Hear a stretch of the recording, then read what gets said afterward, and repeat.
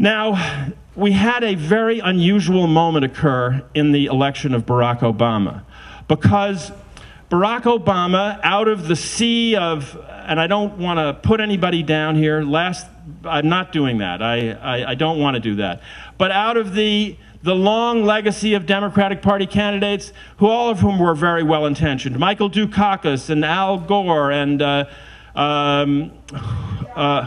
bring him, yes, remind me.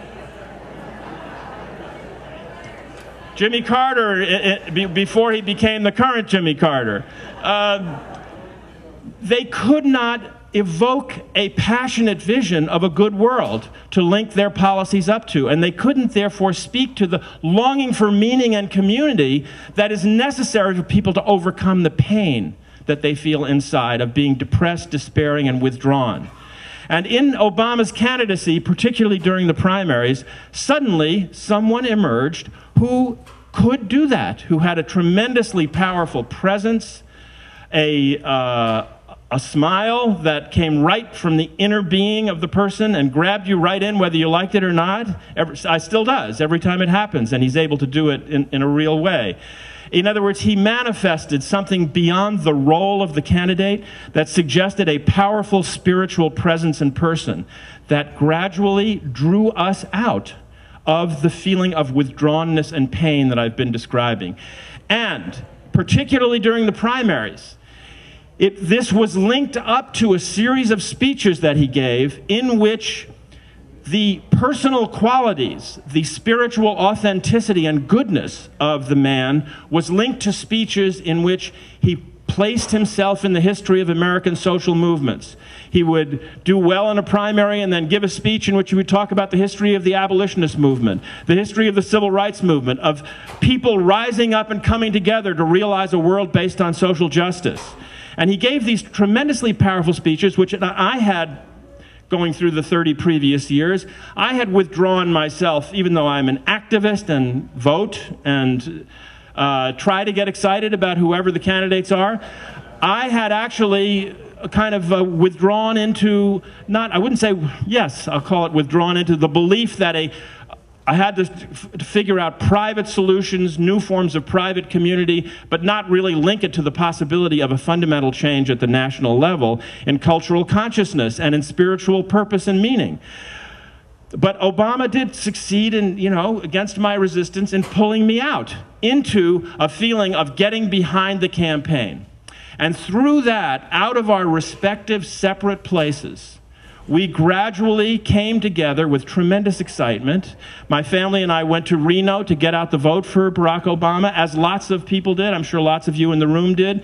And there was a feeling there, you could feel yourself overcoming the fear, going up to strange houses in another city and knocking on doors of people who normally you would assume would say, I'm not interested in talking to you.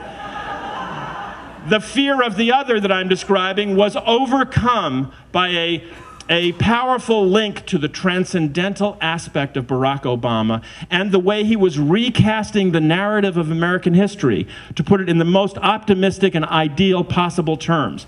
To say, yes, we've had many of these problems, but we did overcome them in the past through the rising up of people together, and we're going to do that now in all these different areas that we've heard, in the area of foreign policy, in the area of healthcare, in the area of improving the economy. All of this came out of him during that campaign. So, and yes, that's just what I'm getting to, and that was what "Yes, we can" meant. When he said, "We are the people we've been waiting for," he was constituting us out of our separation and saying, no, you're not all separate, we are all connected in a relationship of authentic connection based on ideals of justice. And "Yes, we can" was a call to rise up out of that detached space of withdrawnness that I started out talking about into a space of meaningful connectedness to other human beings who are participating in a spiritual, social betterment struggle. The hope theme and the posters, the posters of Obama with the sign of hope, symbolized exactly the thing I'm talking about. It was a call to a good person whose face was in front of us, was making a call for us to identify with the utopian impulse in our hearts, the longing that we have to recognize and be recognized by one another in a loving and caring and connected way. And that did culminate in the night of the election. I'm sure all of you shared the amazing experience of the night when they said Barack Obama is the next president of the United States. How many of you may have cried at that moment when you actually heard that? Don't be embarrassed now, because it's painful now to remember that. It's painful because there have been problems that have come up. And let me now address the problems, and then what we might be able to do about it, what I hope we can do about it. The first problem with the Obama election and the way that our emergence into a we happened is that it happened through television. It happened by watching a TV show in which all of us watched one person through a television screen. So the unity that led to his 200-vote electoral majority, a huge landslide, a significant landslide, came out of each person being separate from one another, mediated through watching this one person on television. So in other words, in reality, although we felt palpably the connection among us, he was very separated from us, and we were separated from each other. We were not in relationships of I and thou to each other. We were not part of an organization in which the ethos of love and care and spiritual understanding and realizing ourselves through idealism was manifested and articulated and affirmed. The Democratic Party hadn't become that yet, and we ourselves, we were part of the network of spiritual progressives, but that's too nascent. It was too nascent a movement to think that if we had hundreds of thousands of us across the country who could have confirmed that, it would have been a stronger force.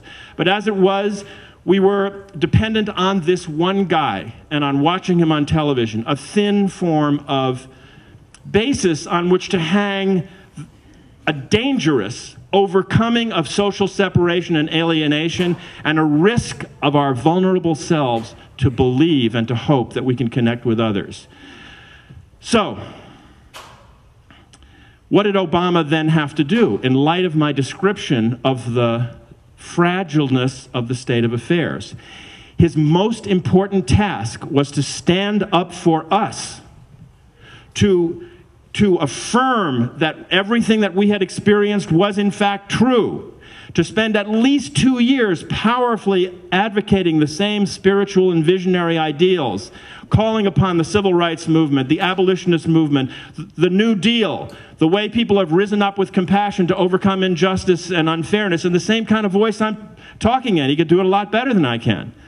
He needed to be doing that so that Obama groups could have formed on college campuses, so that, in other words, the seeding of an actual embodied social movement could have occurred sufficient to support at a real level what had been primarily something that was won through just a presidential election and the remarkable charismatic personality of one person.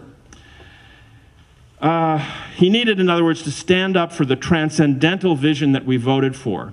And in order to make us feel visible to each other and constituted, he didn't do that. He didn't do that. And I'll come to reasons, some reasons for a minute. Instead, he has made the mistake of seeking out this endless bipartisanship, constantly going to the Republican Party, constantly talking to the Republican leaders, trying to get them to see, no, don't do it my way. Don't you see how reasonable I'm being? Don't you see what I'm offering? And it's not that much. In fact, we cut taxes. We won't have a public option in healthcare. We'll get rid of that for you. In other words, he began throwing everything off the boat in order to get the Republican Party to agree with him, not realizing at the spiritual level that where the Republican Party is coming from is to say, no, you can't, in response to yes, we can. Their whole motive out of fear of the other and their worldview that is not based on a universal loving and caring world, but is based on fearing the other as a threat rather than seeing the other as the fulfillment of our humanity through recognition and solidarity and love. They're afraid of this. And so, of course, they instinctively understand we must stop this guy. We must say, no, you can't, to everything that Obama puts forward.